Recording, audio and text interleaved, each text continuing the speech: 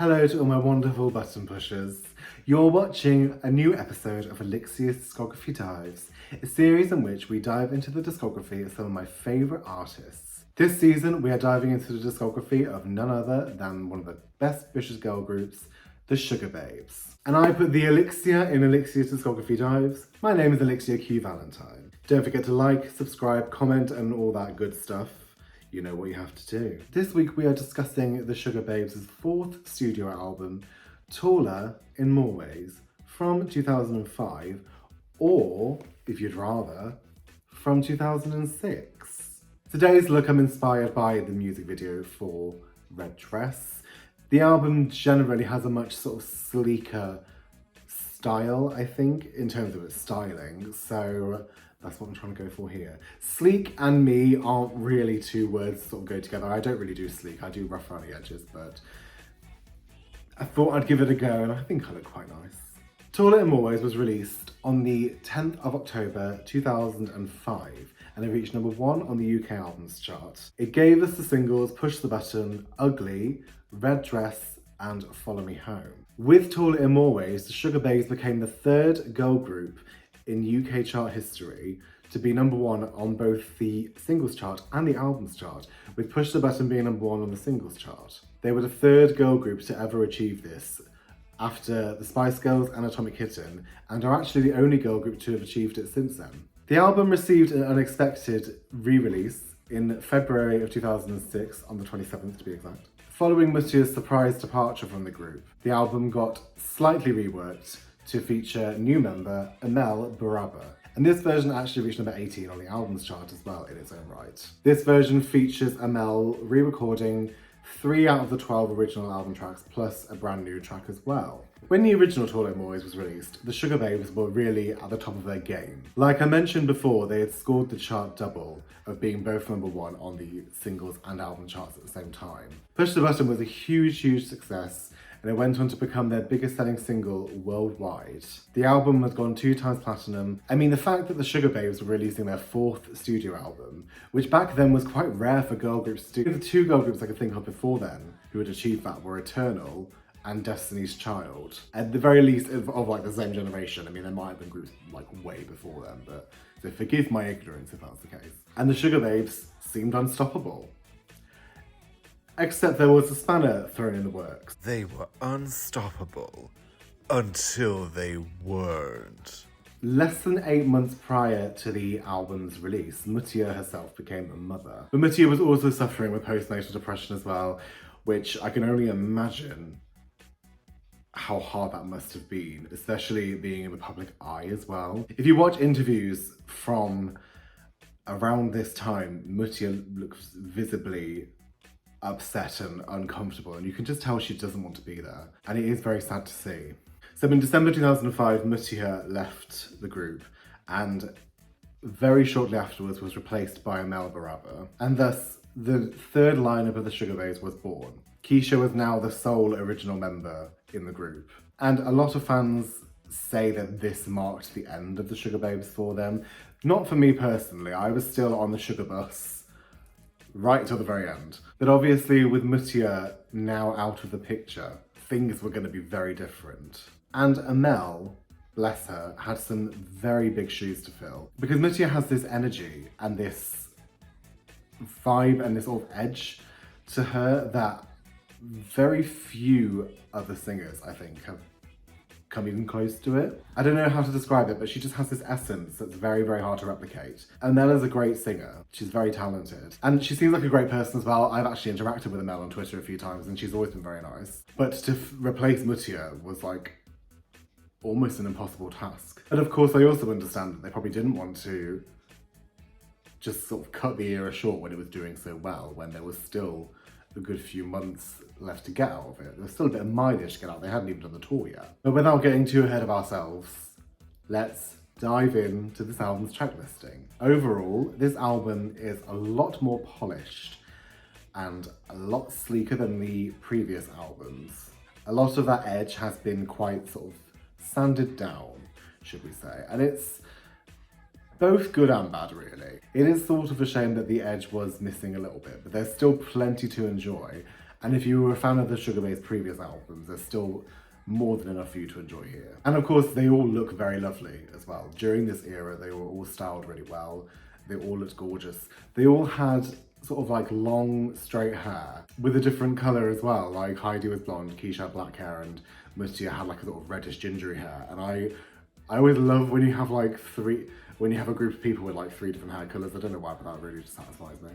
It reminds me of the Destiny Fulfilled era by Destiny's Child because they did that as well. I don't know, I just love that when people do that.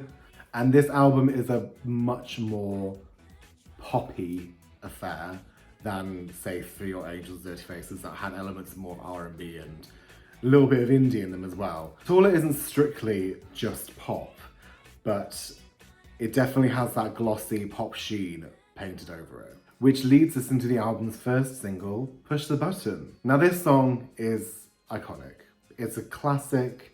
I feel like everybody knows this song, even if they don't know the Sugababes. Everybody knows this song. It's instantly catchy. It's joyful, which is quite rare for the Sugababes to be joyful. It's perky. It's youthful. It's carefree. It's fun. And it's a bit risque as well. We've got Mutia's line about her sexy ass. We've got Keisha's flirtatious spoken word middle eight. I've been dropping so many hints. You're still not getting it. Now that you've heard everything that I have to say, where are they going to go from here? And then of course we've got the video, which is very raunchy.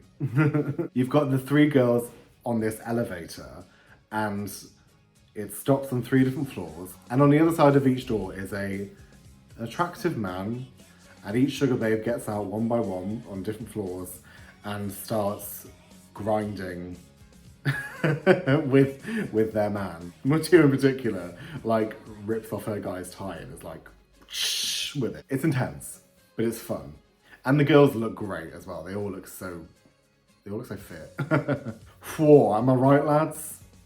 And of course, like I said, Push the Button went on to become their biggest selling single worldwide. Not actually in the UK, but worldwide. It was even featured as part of the 2012 Olympics opening ceremony in London. Like, that's a huge deal. And Push the Button remains iconic every day. It's a certified 100% bop. Track number 2, we have Gotta Be You. It's a very crunk-inspired song. Very synthy, very hip-hop. Quite American sounding actually as well. Like, some of the lyrics, there's a lot of usage of the word y'all, and like, I be just wanting to find somebody. I'm not 100% sure that they can pull off that kind of vernacular, but it's a decent song, definitely. I like how Mutia name checks herself in her verse when she says Newsweek, you would say today look at Mutia. Again, we have another great spoken word middle eight from Keisha as well. Everybody makes mistakes, and mine just happens to be you. I don't have to live with regrets that I shouldn't have had all along. Loads of reviewers as well said that the song sounds like ElliXia's Try Again. And I have to be honest, I've heard it many, many times, and I don't hear that. I mean, slightly melodically there's a similarity, but I mean, I guess you could probably like sing Try Again over it, but the comparisons don't really, I don't see it. Gotta Be You is one of the 3 songs that Amel re-recorded as well. It's okay, the Amel version. The only thing I don't like really about Amel's version, actually there's 2 things. Keisha has some nice ad-libs at the end of the original version, and for whatever reason they're removed from this version. Maybe she didn't like them and she asked them to be taken out, I don't know. But the other thing is the look at Mutia line is now changed to look at this slut. It's just not the same, is it?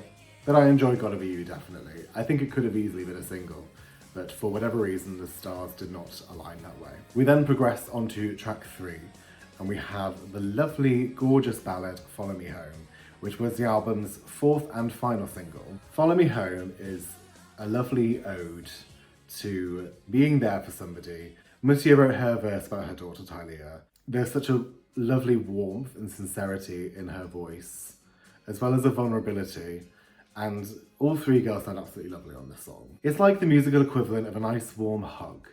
There's a somewhat somber element to it as well, but also a feeling of like, but we're gonna be okay. We're gonna make it through whatever storm is thrown at us. I actually really like the lyric, I'm never far away.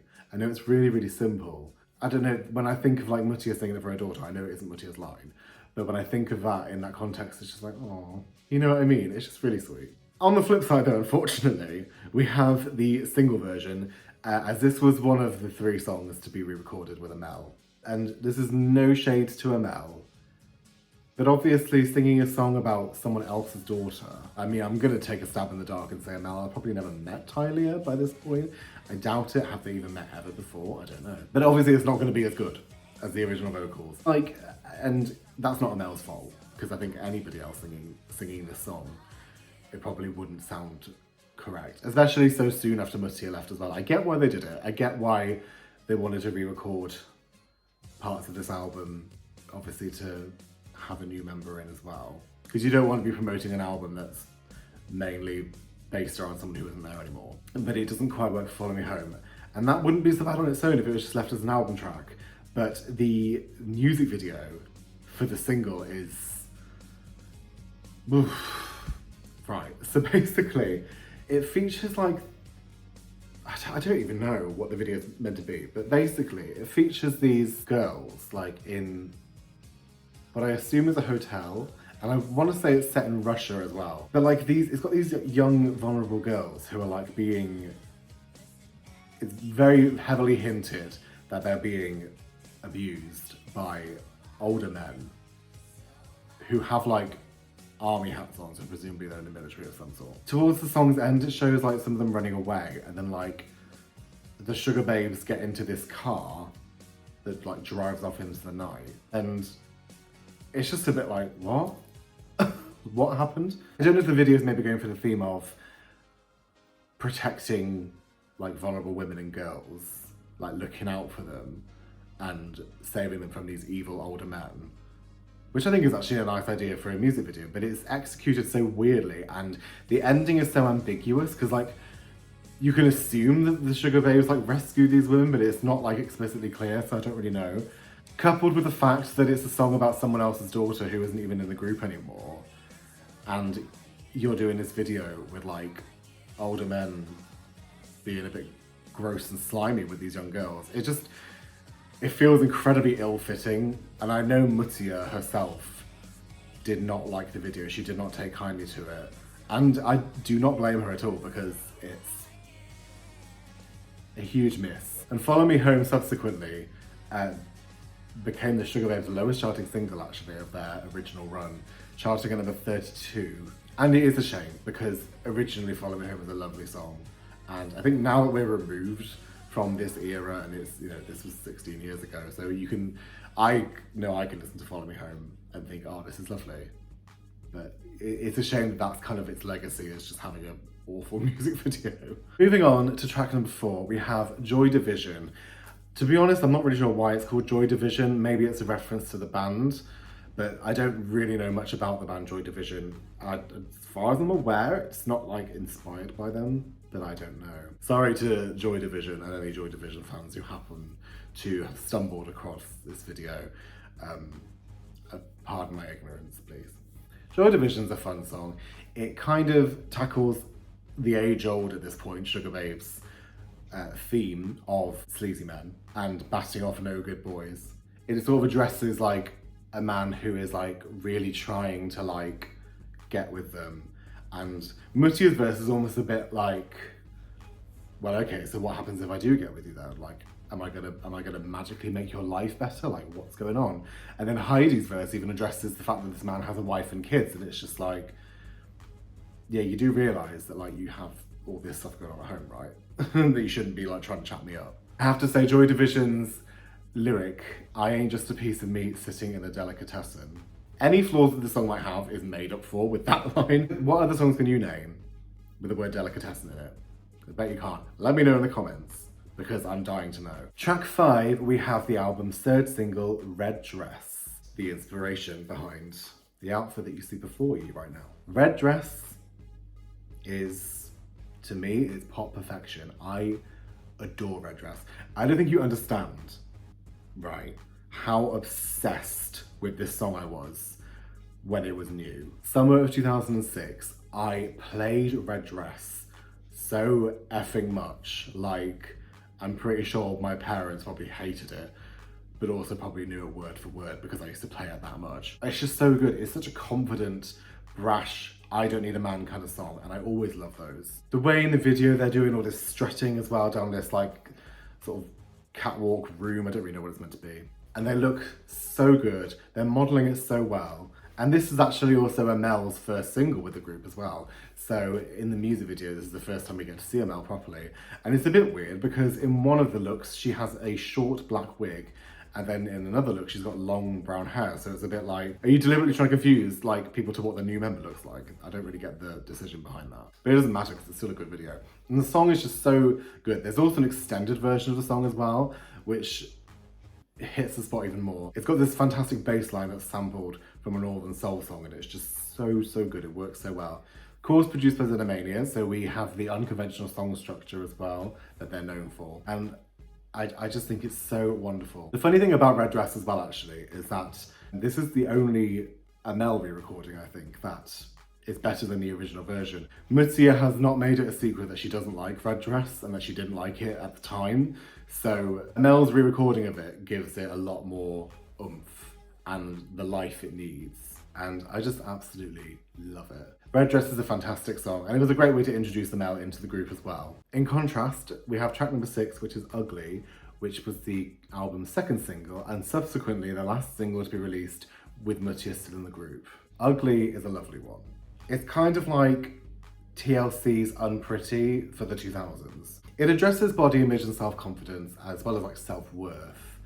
And it's a song subject that could very easily come across as insincere and a bit cheesy in the wrong hands. But thankfully it's in 3 very capable pairs of hands. The Sugababes didn't actually write Ugly, but it was written by Dallas Austin, their producer, who was inspired by like media reports and newspaper clippings that were basically slagging off the Sugababes. You know the types, and it doesn't matter who you are or what you look like. Magazines like Heat and Now and Closer would always find a way to take you down and make you look bad. And that kind of culture is very toxic. It's horrific. I hate it, actually. And I think Ugly addresses it very well. I love Mutia's verse when she says, "When I was 7, they said I was strange. I noticed that my eyes and hair weren't the same.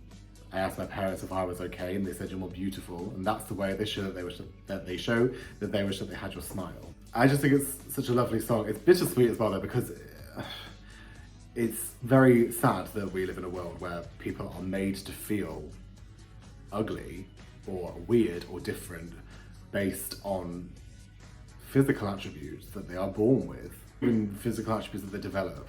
It's so sad. And Mutia's verse comes from such a sincere place as well, as a woman of colour.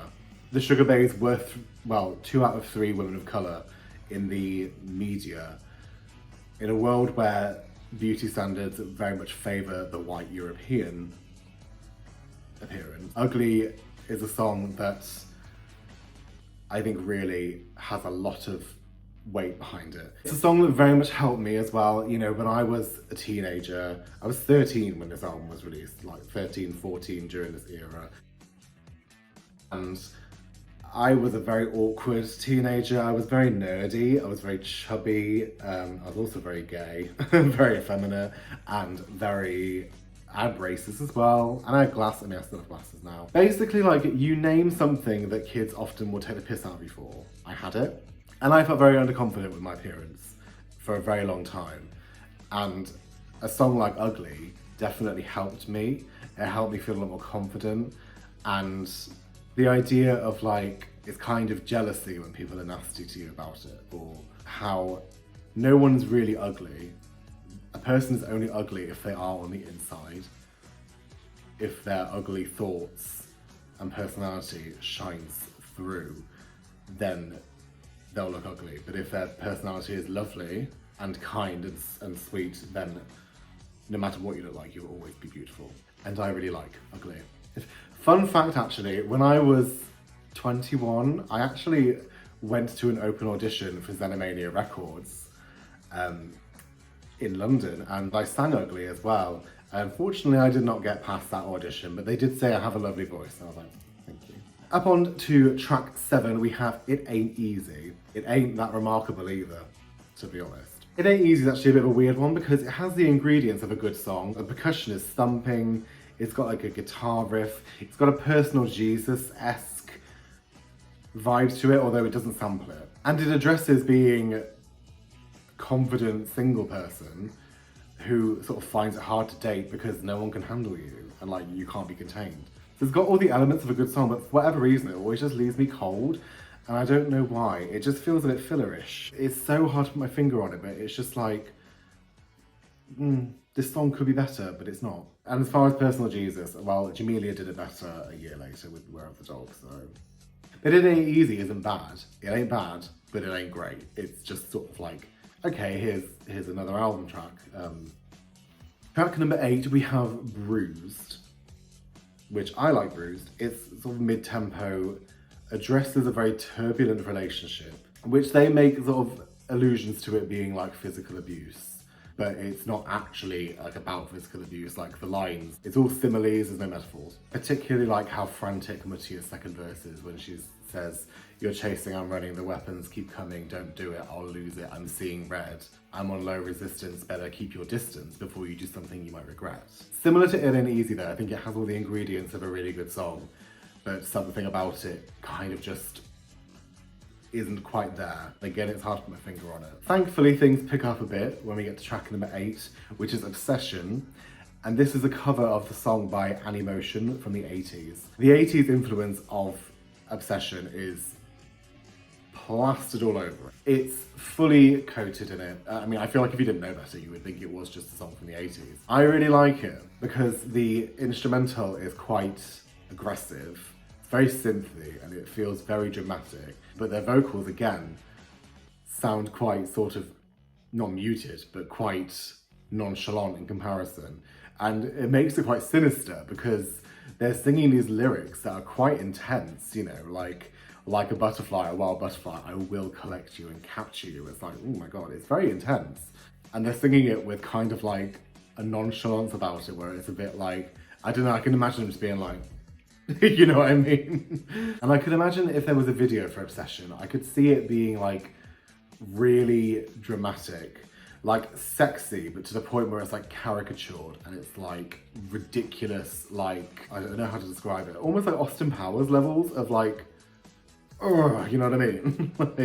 like I could see them like on a bike wearing leather and just being like hair flicking and like, do you know what I mean? Like really, like not actually sexy, but like meant to be. I don't know if I'm communicating myself very well there, but just imagine it. On to track number 10, we have Ace Reject, which is a song that actually almost didn't make the track list because the Sugababes didn't like it. But someone, the powers that be, were like, now we're gonna put this on the album. And that's why it's called Ace Reject, because it was a reject, but it's really good. This is another Xenomania number as well, and it's really fantastic. Again, it jettisons the conventional song structure, even though like the song itself sounds conventional, like it's not using like anything particularly left field in terms of like the instrumentation, but the arrangement is quite unconventional. Like the chorus doesn't come in until like way after 2 minutes, which is virtually unheard of. And on Ace Reject, all 3 of them sound divine. Mutia's first verse she just sounds so lovely. And then Keisha sounds a little bit more urgent with hers. And then Heidi's middle 8 is divine. Like the lyrics are just so good. You turn down the light in me, I think our time's over. Ain't it funny how sweet I dream, but the bed keeps getting colder. I'm like, oof, goosebumps. And what I love is that, so the song has like Mutia's verse and then there's a bridge which sounds like it's gonna lead into a chorus, but then no, you get Keisha with a verse and then you get Keisha with a bridge that's different from the previous one, and then finally you get the chorus. And it's like, oof, it's very, very good. I love that it's like this little hidden gem on the Sugababes album, and there was a discography rate on Pop Justice a few years ago on the website, on that forum, where they score each song that they've released and then total up the scores and make a ranking. And Ace Reject actually came out on top as well. And the user who was running that forum Beyonce's Weave, her name is, did a fantastic write-up about Ace Reject and how good it is. And I was like, do you know what? If I didn't like Ace Reject before, which I did, but if I didn't like it before, I was sold. I would have been sold based on their words alone. Ace Reject is Chef's Kiss. What was that? I don't know what that was, but it's really fucking good, alright? Track 11 is a UK only bonus track and it's called Better. This is a very nice, light and breezy kind of song. It's got like, you know, bits of acoustic guitar. It feels a little bit like a watered down version of Natasha Bedingfield's Unwritten, I would say.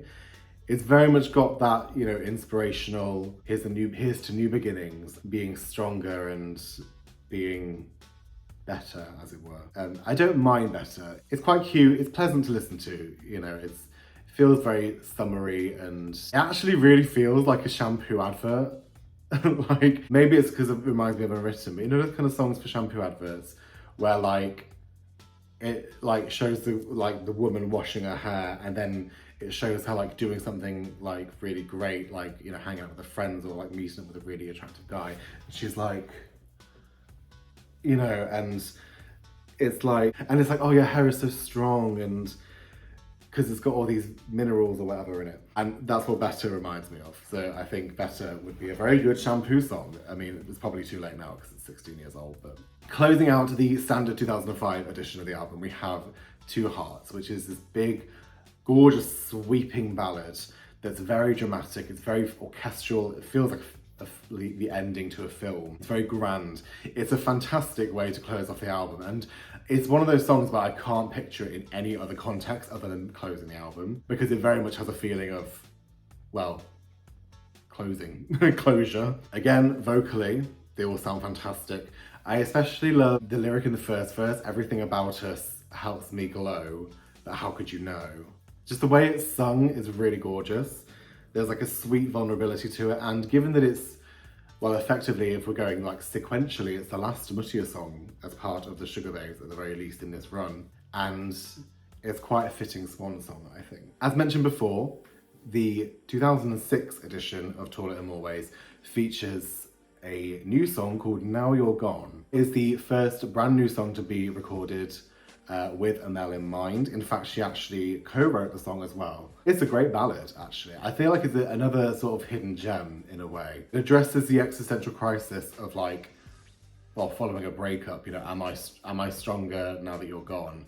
Even though I feel, well, awful, I feel like I'm in turmoil and I can't move on, but like, am I stronger because of this? Now You're Gone is done with a gorgeous sort of softness, and I think it works really well.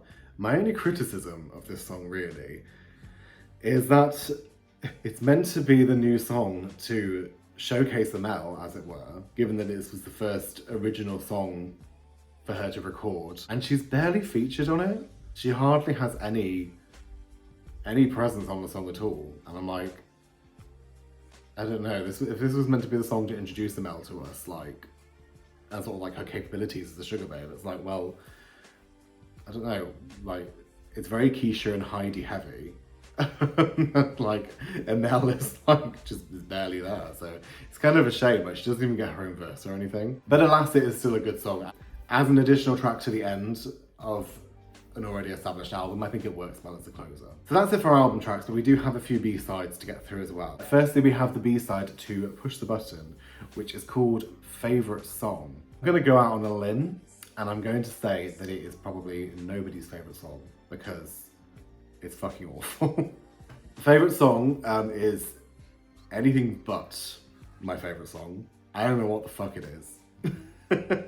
Honestly, like, I've only listened to it a few times, but like listening to it again for this video, I'm just listening to it and I'm just like, what is this song even supposed to be? Like, it sounds like 3 different songs that have just been thrown in, unedited, into this blender, and like, they didn't mix any of it, they just put it on the CD and shipped it out. It's like, it's just, I couldn't even tell you what the song's about, because it's a cacophonous mess, and it's I have no idea. Also, like, Muttier is barely featured on it as well. She is on it. You can hear her ever so slightly, but like, I mean, I don't blame her, to be honest. Like, you know, if I were in the group, I'd be a bit like, as well. I mean, favourite song is, I guess you could say, like, on a positive side, it's very experimental. I mean, it's very different. It's, you know, it's nothing else like it.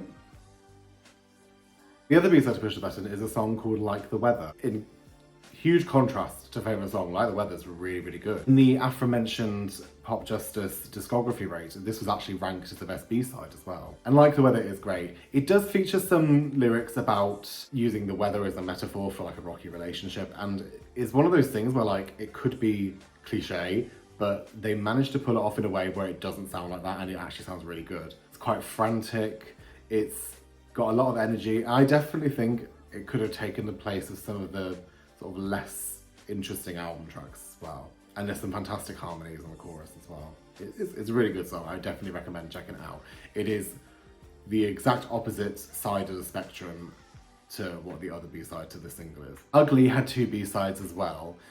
Firstly, a cover of Come Together by the Beatles. But their version of Come Together works well. I mean, it's not a far cry from the original, to be fair. I'm not really a huge Beatles fan, but Come Together is probably a preferred Beatles song of mine, so I like it and they pull it off well. The other B-side to Ugly is called Future Shock, with shock spelt SHOKK exclamation mark. So it's Future Shock, not shock. I enjoy this one. It's very synthy and sounds a bit like music for a level in a platform game, like on the PS2, that's like set in some sort of like space or like electronic area. You know, those kind of levels where it's like you're in the enemy's base and it's all a bit weird. But it's fun though, it is fun. I mean, I think it's quite right to be a B-side because it would not fit in on the main album even remotely. And lastly, we have a cover of I Bet You Look Good on the Dance Floor by the Arctic Monkeys, and this was the first B-side to feature a Mel as well. It's okay. Again, it's one of those songs that's kind of hard to mess up because it's a classic, isn't it? It's enjoyable. Would I choose to listen to it? Probably not, but it's fine.